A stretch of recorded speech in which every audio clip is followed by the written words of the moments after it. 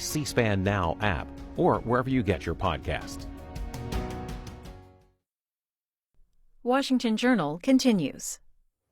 Welcome back. We're joined now by our next guest, Dr. Michael McShane. He's the Director of National Outreach for the group EdChoice, and he's here to talk about some really interesting new polling data that's out of teachers and their views on the K-12 education system in the United States. Michael, thanks for being here. Why don't you zoom out first and explain for those not familiar what EdChoice is, how are you funded, and what's the group's mission? So EdChoice, we're a nonprofit organization headquartered in Indianapolis, Indiana, and we do research and advocacy around the questions of school choice. So trying to maximize the number of options that families have as to where they send their children to school. This new survey that you've put out is one of 2 teacher surveys that you have planned for this year. Explain how often you all do the survey, why do you do the survey, and how do you go about conducting it?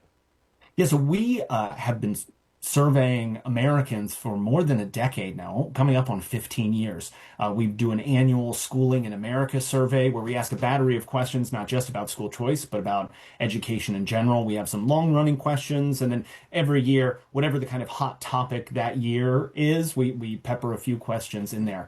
Starting at the beginning of 2020, we developed a partnership with the firm Morning Consult. Many folks will probably be familiar with their polling. You see it across many news organizations. And we started actually a monthly, we call it the Public Opinion Tracker, a monthly nationally representative sample of Americans and of American parents, asking them, again, a battery of questions about education, which, by the way, starting in January of 2020 was a heck of a time to start polling monthly. A lot of stuff kicked off not long after that. And so we've been doing that poll this whole time, but we also work in polls of what we think of as special populations. So teachers, we poll anywhere from 2 to 4 times a year. I think we've now done 7 or 8 polls of teenagers. We've dug into special populations of like parents of children with special needs across a variety of different areas. So this is one poll that we'll do. We'll probably poll teachers again in the fall as well. That's really interesting. Obviously, COVID was such a transformative time for education, so fascinating to get the pulse of people during that. Before we dive into the data, I want to put up the phone numbers for folks who want to call in and might have questions for you. We have some unique categories that we're separating folks into. So if you're a student and you want to ask Michael a question, the number is 202-748-8000. If you are an educator yourself and you want to weigh in, the number is 202-748-8001. Anybody else could weigh in at 202-748-8002, or you could text at 202-748-8003. Again, we're talking with Michael McShane, the Director of National Research for EdChoice. So I've pulled up all the slides. There's so much data here, but I want to start with one, and then we'll kind of swing through them. There's one, it's on page 4. It says, teachers are less optimistic than parents about K-12 education. Half of teachers believe K-12 education is going well in their local school district. Just 1 in 4 believe it's going well nationwide, consistent with the fall. Tell us a bit more about what stood out about that question and the responses. Yeah, so this is a kind of classic polling question that we ask Americans, the general population, we ask American parents, and we ask American teachers, the kind of right track, wrong track. Do you think the American education system is going the right direction or the wrong direction? And there's a couple things that we've usually found. And that is, one, the closer you get to the schoolhouse or the classroom, the more positively people view education. So they are least optimistic or least positive about the national level. They are more optimistic when we ask at the state level, and they're most optimistic at the local level. The other thing that we tended to find was that the general population is more pessimistic than parents are. Parents whose children are actually in schools tended to view schools much more positively than the general population. Interestingly, teachers kind of sit between parents and the general population. They're a little bit more pessimistic than parents are, but they're a little bit more optimistic than the general population is. But we still see that same pattern. They tend to think most positively about what's going on at the local level, a little bit less positively at the state level, and less positively at the national level. Speaking of the national level, in one of the next slides was teachers generally trust other teachers to make good decisions about education, but have less trust in their state legislature and the U.S. Department of Education. I spend most of my days based at the White House, and I've actually interviewed Education Secretary Linda McMahon several times about her efforts to do away with the Education Department. That's something President Trump campaigned a lot on. Dive a bit more into what stood out to you about those results and how kind of the local versus state versus national level factors into all of this. Yeah, I think it's a variation on the theme of the earlier question, that people tend to have a much better understanding of what's happening locally. And if you think even of a teacher, of what's going on in their individual classroom. And we recognize that as you abstract away from the classroom and the school, you just have a less good idea of what's going on there. Even go to, I should say, I was a teacher myself, and I'm married to a teacher from a family of teachers, so hopefully I'm not saying anything that's going to offend any of them or I'm going to get an earful about it. But, you imagine when you're in your classroom, you have a pretty good understanding of what's going on. You know what students are doing well, you know what students are doing poorly. It can be pretty, who is absent and who's present. You see all of those things. Even one step of abstraction away from that, like the principal might have a reasonably good idea of what's going on, but it's not as granular as a teacher does. Now, there's sort of a corollary here that parents have a similar thing, that they actually have a child in the school, but sometimes they are viewing it through the lens of what's happening with their own child. But we keep abstracting out. We think of even the school district. So a superintendent or a school board member doesn't have that same level of granularity that a principal does. And go down another level that a teacher does, right? And then you say the State Department of Education, and then the Federal Department of Education. And so by the time you get to, I don't know if the building is still on Maryland there in Washington, D.C., or I think they're planning on moving it somewhere. Yeah, but right now it's by the still time there. you get to 400 Maryland or whatever its address was, you just don't really have a good look of what's happening in individual schools every day. And I think teachers have a very clear intuitive sense of that, and thus when they hear pronouncements coming from the federal government, they know that there are multiple layers between the classroom and whoever are making those pronouncements, and I think they have a certain measure of skepticism towards them. I could relate to you. I come from a family of a lot of teachers. My own mother, my mother-in-law are career teachers, both nearing the 40-year mark in teaching and still going. A couple cousins, Oh, God aunts, bless and them. uncles. That's fantastic. I know they're interested in this segment. We do have some. We'll mind our P's and Q's. Yeah, right. We will. We will. We don't want to get detention. I want to bring in some callers because some folks have called in, have some questions or comments for you. We'll start with Jerona. Hopefully, I'm saying your name correctly. Calling in from Elmwood Park, Illinois, on the educator line. Good morning, Jerona. You're on with our guest. Hi, how are you? Doing great. How are you? I'm doing good. I'm calling in because I've been an educator for 26 years. And what I want to say is you guys hit the nail on the head when you talk about how teachers kind of just know more about what their students are doing and what's really going on in the system than legislators or even their principals at times. And I think something that is so stressful for a lot of teachers, especially myself, those of us working in inner city in particular, is the idea that somehow the reason those schools are not doing well is because they have less resources or, there's root causes that we're not getting to. And as a black educator who's working with black students right now, it's just not true. They have every resource everybody else has. They have the books, they have the technology, but what they don't have a lot of times is parents who love them and family support. And we don't talk about that enough. We talk about school choice. Well, I work in a place where all of the parents have their kids there as a choice. It's a private school that is a part of a program that funds, families to come to the school. So they have a choice.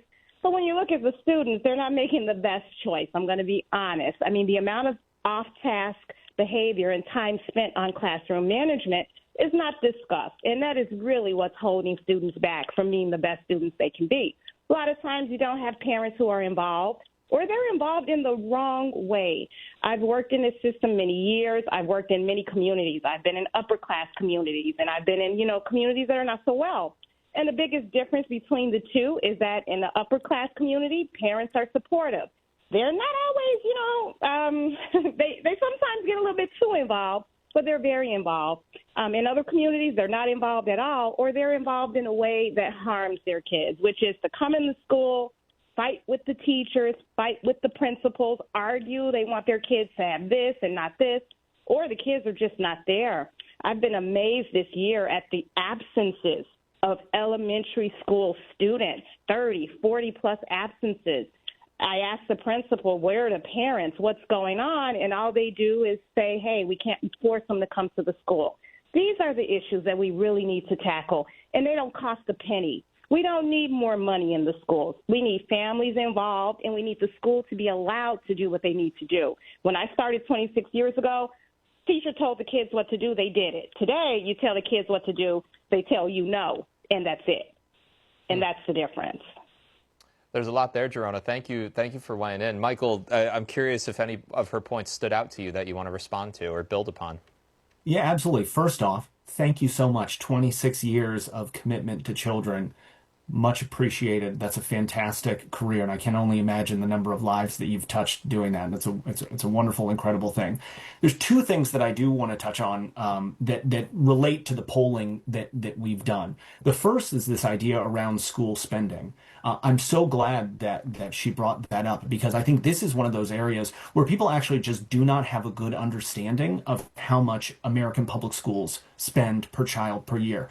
We actually asked a question in this poll of teachers, just asking them to estimate how much their local schools spend per child per year.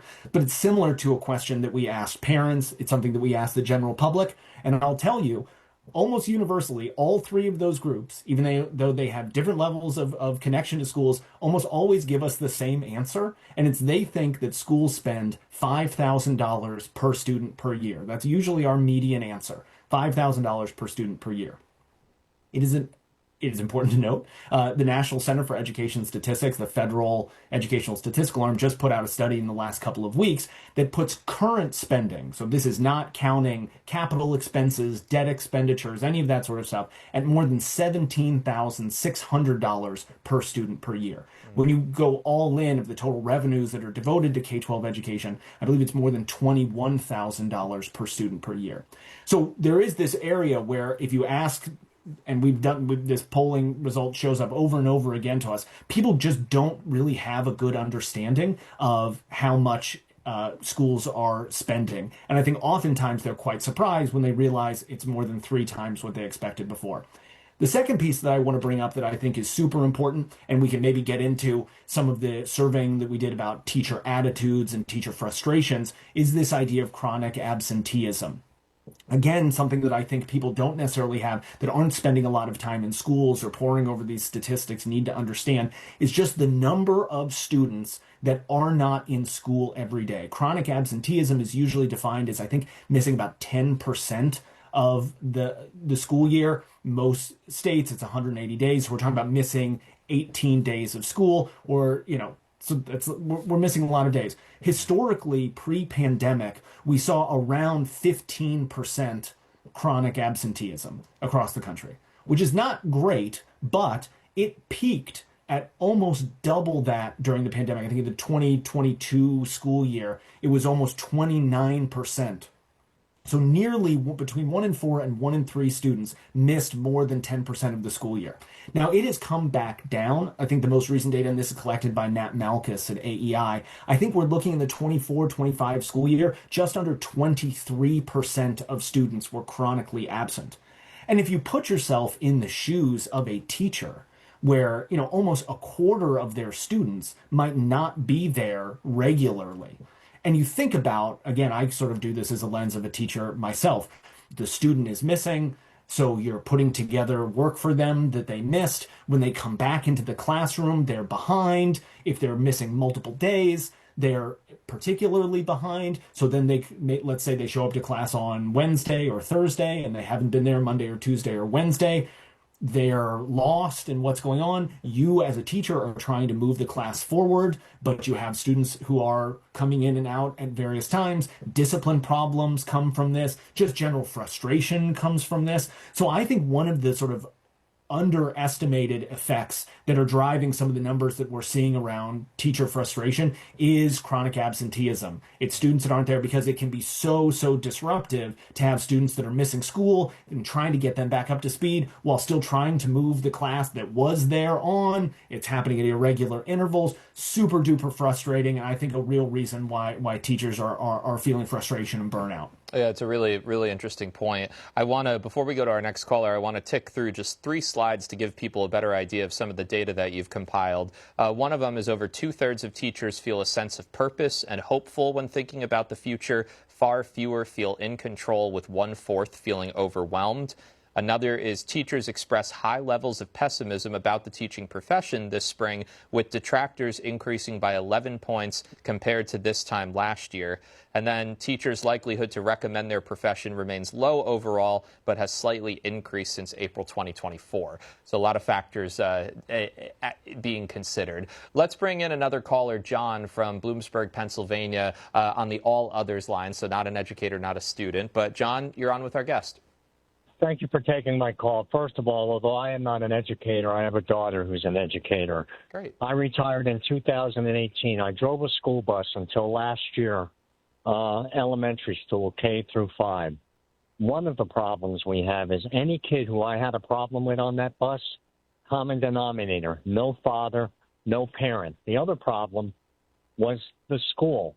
I'll give you an example. If I had a kid that would say first grader, second grader, F you, all these horrible things, hitting other kids, the only way that school would do anything, if I wrote that kid up and I said this kid's continued behavior is impacting my ability to safely and efficiently operate this bus.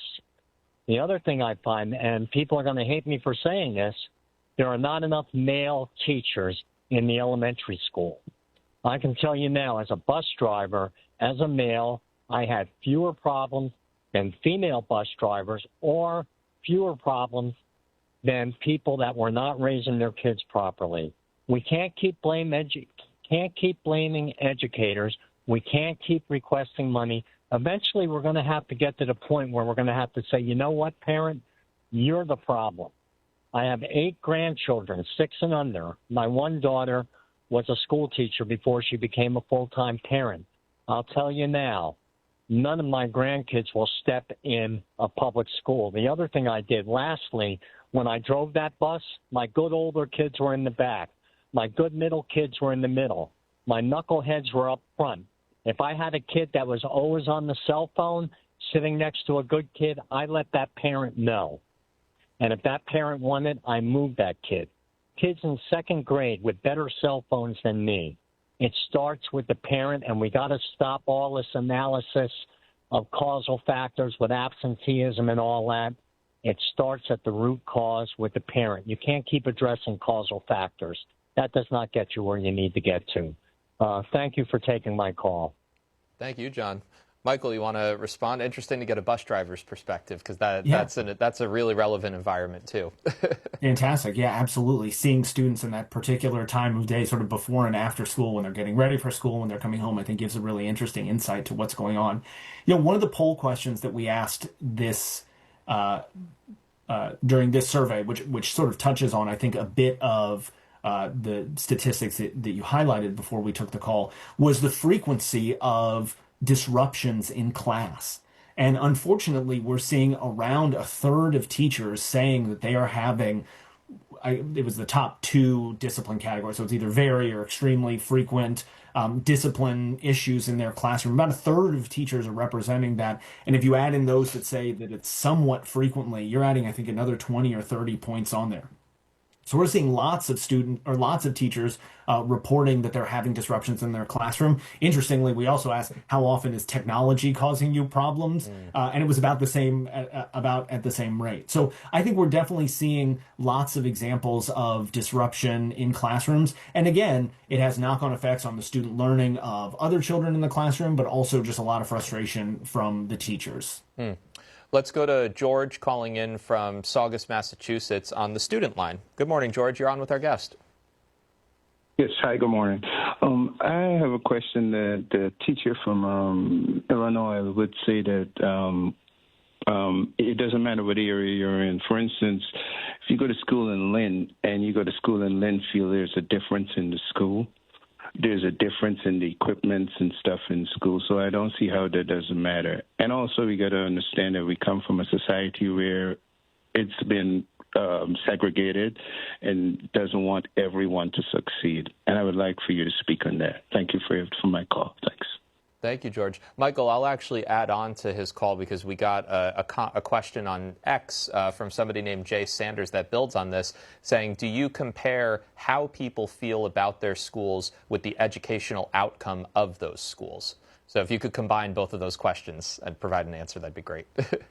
Sure, absolutely. I don't think we've actually done a crosswalk like that, where we've looked at the performance of schools. There's some sort of technical challenges there of we do sort of a random sample. So in this case, we did a random sample of, I think it was 1,031 teachers all across the country. So being able to crosswalk them to an individual school. Now, we do it to the state to get some of these spending questions where we ask how much their state is spending and whether they think that is too high or too low, and we can give them the information as a kind of experiment to see whether that changes or not. And so, look, I mean, I think just like the broader point that I think the caller brought up, and I think that frankly the previous callers have all brought up, and is worth sort of naming and speaking about, is that schools are an institution, or institutions that sit within our broader society.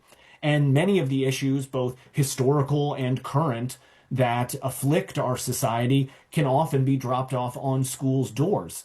And I think it's really important that we have a conversation and we are sort of level-headed about what we ask of schools, what we ask of teachers, because I think some of the frustration that we're seeing from teachers that they're being asked, or even previously here talking about bus drivers or other folks that are affiliated with the schooling system, they're being asked to solve problems that A, they didn't necessarily create, or B, they may not have the tools or time to be able to deal with. I mean, some of these questions that we keep getting brought up around parenting and what's happening outside the school.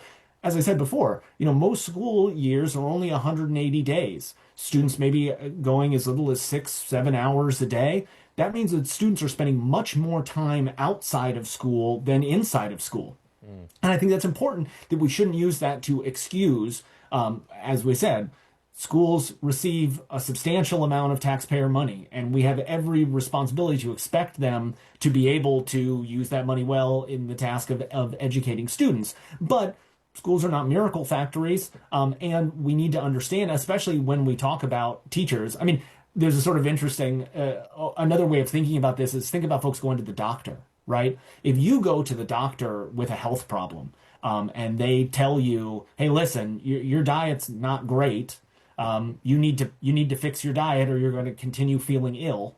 And then you go home and you don't do that, you don't follow that advice, you still eat poorly. Very few people go and say, well, that's a bad doctor. Like, oh, I can't believe, well, look how terrible that doctor is. It's like, no, I mean, like the doctor said to the person what they were supposed to do, but health and, education works the same way. It's sort of a handshake between the student and the teacher, between the family and the school. And I think it's important that we hold, as best as possible, both of those sides of the handshake accountable. We absolutely need to look at schools and look at teachers and expect teachers to be well-trained professionals, to keep up with the latest pedagogical developments, to have strong amounts of content knowledge of what they're doing in their schools.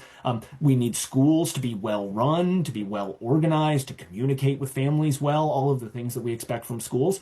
But it is also appropriate to say, hey, we need to hold students accountable. That students have to try. They have to come in and they have to participate in class. They have to do their homework. They have to study. And if they're not going to do that, you can have fantastic teachers and wonderful schools, and that's not going to happen. And parents need to do the same thing.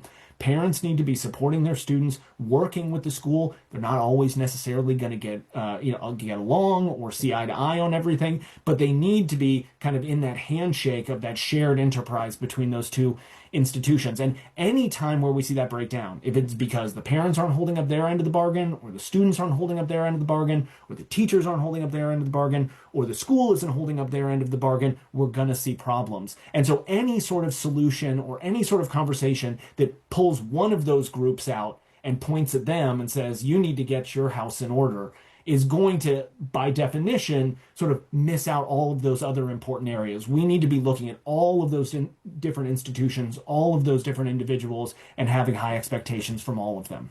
I think a lot. I've talked with my mom about her experience a lot. She's now an art teacher in an elementary school, and she sometimes expresses frustration over you only can control and have an impact on the students when they are physically in your classroom, and then there's a lot of times that they are not in that classroom or they're not in the school, and that's having a broader impact. I want to bring in Mia calling in from Maryland on the educator line so we could all hear from another teacher. Good morning, Mia. You're on with us. Good morning. This is like probably several days conversation with all the things that are wrong with our education system. So I'm a former educator. I left in 2015 in my area due to corruption. And there's just a myriad of things that's wrong with our system, right? But one of the things is that just like a lot of the other institutions in America at this time, we don't really have people with common sense that are creating these institutions, running these institutions, and kind of putting a blueprint in of how they're going to work successfully, right? So if you talk to any teachers across the spectrum, across the country, they're going to tell you one of the number one things that they have issues with is the curriculum, testing, how I don't know. I don't know how to say it. I'm sorry. I'm freezing up because I'm nervous. But you're doing great. Most teachers complain. Most teachers complain about curriculum. Most of them complain about testing. And, of course, most of them complain about just the general culture in America, how education is not held on a pedestal anymore. Teachers are not held on the pedestal anymore. And that's why we're falling behind every other first world country, as well as countries that we don't consider supposedly first world countries, right? Everybody out maths and out sciences our kids. We've dropped below the 20 category for math and science by itself. Our literacy rate is garbage. And what's crazy about it is we keep trying all these new things to try to be innovative and new. That's one thing that America does, and not even realizing that a lot of the old things that we used to do actually work better. And one of those things, had many discussions about this, is like just teaching through rote memory. Teachers don't have a long enough time to stay on subject matter. That's one of the really big issues that you don't hear people talk about outside of teacher forums. They don't have long enough to stay on certain subjects for children to retain it. That was a very big issue. And I saw a difference just from the 20-year difference of me being in elementary school to the kids that I then taught in elementary school in 2007. Our teachers stayed on multiplication long enough. They stayed on parts of speech long enough. They stayed on the scientific subjects long enough. And you know how they managed that time? They kept giving us homework and worksheets when we were done. The new thing that we were learning in the curriculum, they would give us worksheets to reinforce the stuff we had learned a week ago, to reinforce the stuff we had learned 2 weeks ago. And people are so against homework now because everybody's home life is such garbage now. But homework is one of the reasons why kids used to do better on tests, used to do better in any type of, forum where they're actually being tested on their knowledge. But now you have parents fighting against homework. Last thing, and I'll wrap it up, is about culture. There's a lot of dog whistles about culture in this country, in this current climate that we're in. It's been going on since the 80s, but especially when it comes to black, white, and other blah, blah, blah. Let me tell you something. Defunding our black communities, defunding our schools, keeping our politicians in a corrupt system is one of the reasons why a lot of our schools are failing. All of this stuff is systemic. So when I hear even black teachers call in that are working at private schools talking about, well, it's the parents this and it's the parents that, listen, we never have conversations in the United States about the root cause of a lot of these problems. And the root cause of a lot of these problems is America has really, really become piss poor morally with the way we raise our kids, what they watch on television, video games they play, all that stuff. And also, we never connect poverty to a lot of these issues. A lot of the times, parents are not bad people. They're just struggling, and they don't have the time to be with their kids and to do what their kids need the way parents that are wealthy or well-to-do have. And they don't have the resources because their communities are defunded. And it's not everybody. We're seeing a change. But, just to put that out there. Sorry, I know that's a lot. No, Mia, thank you. Michael, we have about 10 minutes left, and there are a few other callers, so I want to make sure we get to them. So was there one thing that Mia said that you'd like to either respond to or point to your data about? No, I think that a lot of what she was saying is echoed in our data, right? Sort of brought up the statistics that you brought up earlier, where you have a lot of teachers that are frustrated that they see people. I think she phrased it as, people without common sense. People can leave their subjective judgments up to where these folks, but people that have perhaps a more abstract view of what's going on in schools have lots of big plans. The one thing I put out that I think really resonated with me was there was a really formative book that I read during my sort of training as a researcher, sort of after I finished teaching, but before I became a researcher. And it's written out probably 25 years ago. It was a book called Spinning Wheels by a researcher named Rick Hess, who was a teacher himself and then went on to study schools. And the thing that was fascinating when he was writing this in the late 1990s and early 2000s was there was this belief about schools that poor performing schools or schools across the country that aren't doing well, they're not trying anything. They're not doing anything. They're just failing year after year and no one's doing anything. Well, he studied, I think it was like the 57 largest school districts in America. And what he actually found was not that they weren't doing anything. It's that like every 18 months, they were embarking on a new major proposal. So what he coined this term is this idea of like policy churn, which is that new superintendents come in or new administrators come in and they want to do their new thing. They will have their new literacy curriculum or their new one-to-one devices or whatever it is. And they start it up and it maybe works or it maybe doesn't. And then either a new person comes in or they find out it doesn't work and they decide they want to do the new thing. And teachers are left constantly in this sort of spinning vortex of, wait, are we still doing the last thing? Or do we need to do this new thing? Should we do them both at the same time? Should I stop that old one? And so I think this idea, I think lots of teachers' frustration is coming out of the same thing. There have been all sorts of, there's been so much writing recently in like the national press about educational technology, where I think there's really been a kind of backlash to it. And that shows up a little bit in our data, particularly around things like AI, cell phones, and others. But what we're asking teachers constantly, and again, people who aren't actually in the classroom every day, all right, now everybody's got an iPad, or hey, now we're using a new math curriculum, and there's just lots of frustration stemming from that. One slide that stood out to me in this broader context of teachers tracking the progress in their classroom is it says less than 1/3 of teachers overall feel positively about their students' progress this year. District school teachers are less likely than private school teachers to believe their students are progressing very well. And then on the right-hand side, this blue box, it says among all teachers since March 2025, in terms of academic learning, -7 points, emotional development, break even, and social development, -1 point. Let's hear now from Greg calling in from Glen Allen, Virginia on the All Others line. Good morning, Greg. You're on with our guest. Yeah, so I talk to a lot of teachers, and one thing that just from looking at it, it seems like we are operating according to a K-12 model that's been the same model for the last 150, 200 years. And until we bring in some education reform, and I'm not talking about new initiatives, I'm talking about a whole flip. The whole K-12 model needs to completely change because it's just not working, and we keep going down this same road. And so we need to look at some international models. We just need complete education reform. Because if we continue with this K-12 model that we've been implementing for the last 200 years, we're going to continue to have these same problems. One suggestion would be to have the kids go to school 3 or 4 hours a day in the classroom and then spend the rest of the time learning something on a farm or a technical skill. But we can't do that because of the culture. The culture won't allow us to that education reform, and I'm afraid we're going to continue to have these same problems as long as we keep using the old Taylor model of moving kids just around, and that's it. Could you comment on that? Thank you. Thanks, Greg. Go ahead. No, absolutely. And I think bringing in a historical perspective is really important.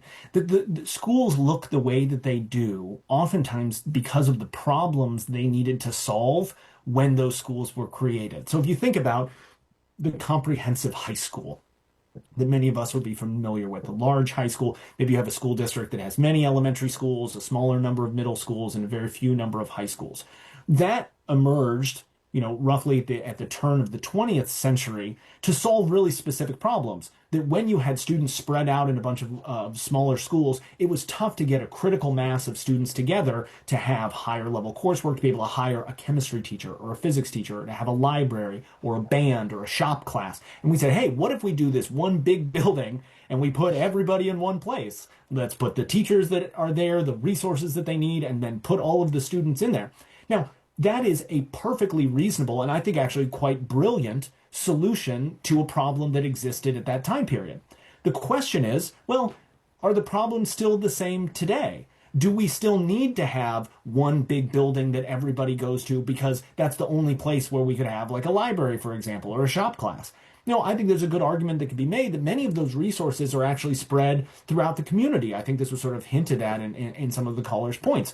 If you're trying to learn a trade, you may not necessarily need to have a shop class in school. You could work at a local union apprenticeship shop or at a technical college or working on site with folks that are building houses or buildings or any of those things. We need the kind of policy flexibility, the funding flexibility.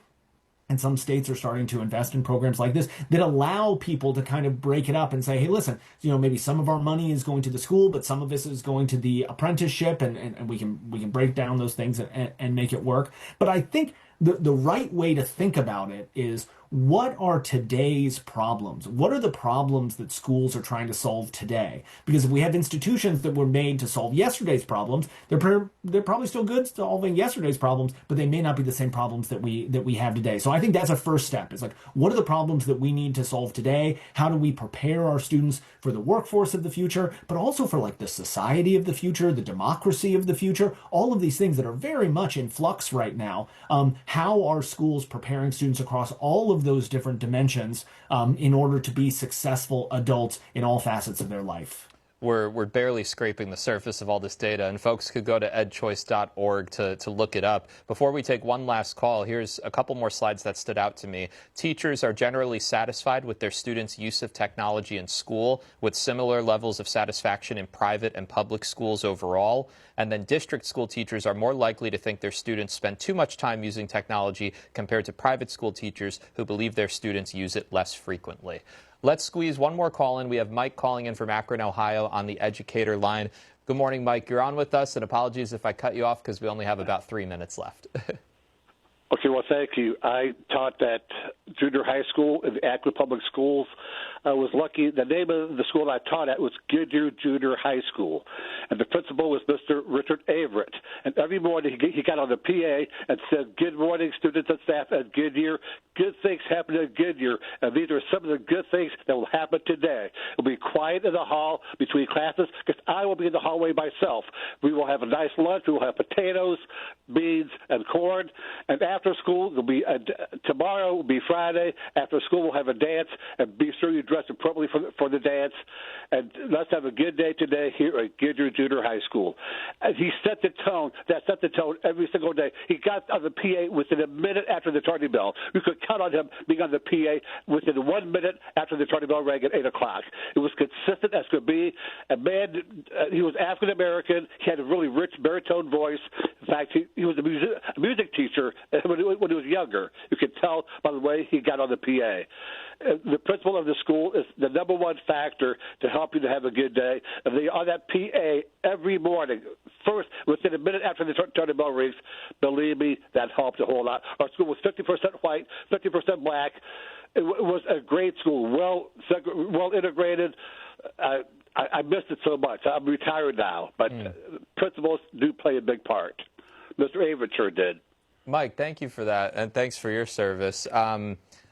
Michael McShane, let's finish up with that in about 1 more minute. Just talk about what you've noticed in the data when it comes to leadership overall and the impact it could have on the school setting. Yeah, it's super important, right? That all of those things that sort of as was brought up, and it was brought up on callers earlier today, students come into that classroom from their previous classroom, from the hallways, from the cafeteria, and all of those things that are outside of a teacher's individual control. So as far as schools can make those positive experiences for students where they come into the classroom ready to learn, excited, interested, trusting that things are going to go to plan and be organized and safe and all of those things that they need to be able to learn. Leadership plays a huge role in that. And so I think it's incredibly important the role that principals and other administrators play in schools. We've been chatting with Dr. Michael McShane. He's the Director of National Outreach at EdChoice, and they have these really fascinating surveys and data about how teachers are feeling, how the K-12 system is navigating. Real quick, Michael, where on the website, how can people access it if they want to see some of those slide results that we've been going through?